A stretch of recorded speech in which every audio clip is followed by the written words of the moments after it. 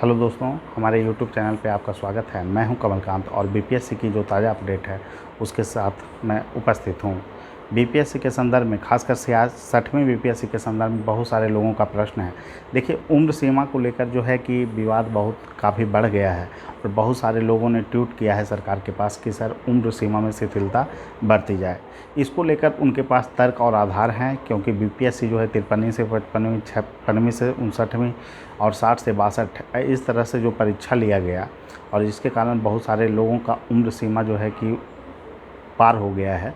तो इसको लेकर मतलब और छात्रों की राय है कि उम्र सीमा की ऊपरी जो स्तर है उसमें शिथिलता बरता जाए और 4 से 5 वर्ष का वहाँ पे छूट दिया जाए। बहुत सारे लोग का मांग है कि 42 किया जाए, बहुत सारे लोग 40 की मांग कर रहे हैं। तो ठीक है, इस पर सरकार अपना विचार कर रही है, देखते हैं क्या होता है। और सरकार के पाले में गेंद है और हम ये सरकार से मांग करेंगे इसको लेकर खास करके। और बहुत सारे लोग जो ट्विटर अभियान से नहीं जुड़े हैं तो उनसे खास कर से अपील होगा कि देखिए, बाद में आप लोग बहुत सारे बातें जो है सोशल मीडिया पे करते हैं, उसका कोई मतलब नहीं है। और अभी जो है अगर आप सक्रियता दिखाएंगे तो निश्चित रूप से सरकार को इस पे कदम उठाना होगा और सरकार भी इसके लिए प्रयास कर रही है। तो आप जो है इस अभियान से जुड़ें और ट्विटर पे ट्वीट जो है कि आप ज़रूर करें, और ख़ास करके जिससे कि सरकार इस मुद्दे को गंभीरता से ले और निर्णय इसके पक्ष में दे। ठीक है, देखते हैं इस संदर्भ में क्या होता है। बहुत सारे लोगों का मानना है कि जो है कि उम्र सीमा को लेकर जो है कि निर्णय हो चुका है, ऐसी कोई भी बात नहीं है। अभी तक कोई भी निर्णय जो है उम्र सीमा को लेकर नहीं हुआ है। कैबिनेट की स्वीकृति के बाद यह संभव है। और 66वीं में खास करके सीटों की संख्या क्या होगी, तो इसके लिए स्थिति स्पष्ट हो गया है। जैसे कि बहुत सारे डिपार्टमेंट में जो विशेष डिग्री का बात था तो उसको जो है कि शिथिलता बरता जा रहा है और उसको सभी के लिए सामान्य कॉमन कर दिया जा रहा है। और इसके कारण सीटों की संख्या अच्छी खासी बीपीएससी में देखने को मिल सकती है। दूसरी नंबर बात यह है कि आपको 64वीं का इंटरव्यू जो है निश्चित रूप से आपको तीसरी सप्ताह में होने की संभावना व्यक्त की जा रही है। और न्यूज़ आ रहा है कि 64वीं का जो है शेड्यूल अब निश्चित रूप से जारी हो जाएगा।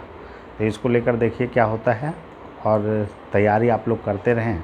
खास करके जो है कि देखिए, 4 पार्ट में इंटरव्यू की तैयारी होती है। मैं शुरू से ही इस बात को कहते आया हूँ कि आप लोग फंडामेंटल चीज़, जैसे आपकी व्यक्तिगत जो चीज़ें हैं, आप कहाँ से जो है कि मैट्रिक किए, ग्रेजुएशन किए, इंटर किए, या फिर आप किस ज़िले से संबंधित है, इसके बारे में जानकारियाँ आपके पास होनी चाहिए। प्रतिशत मार्क्स भी सभी जो है कि चीज़ों का आपको याद होना चाहिए। और जिस संस्थान से आप किए हैं उसकी ऐतिहासिकता अगर कुछ है तो उसके बारे में भी आपको जानना चाहिए। आपकी हॉबी जो है उसके संदर्भ में आपको विशेष जानकारी होना चाहिए। आदर्श व्यक्तित्व, ऐसा ही व्यक्तित्व को चुनें जिनके बारे में आपके पास पर्याप्त जानकारी हो। दूसरा नंबर जो बात होता है कि राज्य संबंधित जानकारी, तो राज्य के संदर्भ में सरकार की जो अभी स्कीम जो चल रही है, खास करके सामाजिक क्षेत्र की जो स्कीम है और आर्थिक क्षेत्र की जो स्कीम है, इस पर विशेष आप लोग फोकस कीजिएगा थोड़ा सा। और दूसरा नंबर बात है कि राज्य की जो चुनौतियां हैं और संभावना है, और ख़ास करके बाढ़ की समस्या और सूखा की समस्या, इसके संदर्भ में आपको जो है कि एक स्पष्ट दृष्टिकोण होना चाहिए।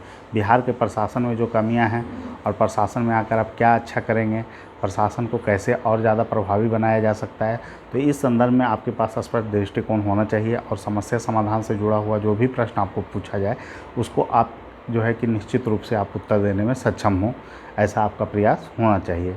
और जो आपका ग्रेजुएशन का विषय रहा है या फिर आपने जो वैकल्पिक विषय लिया है, इसके संदर्भ में भी आपके पास पर्याप्त जानकारी होनी चाहिए। तो एक बार ओवरव्यू आप इसके संदर्भ में ले लीजिएगा। और ख़ास करके जो राष्ट्रीय और अंतर्राष्ट्रीय प्रवृत्ति के प्रश्न हैं उसमें करेंट से जुड़े हुए टॉपिक पर विशेष फोकस आपको करना होगा।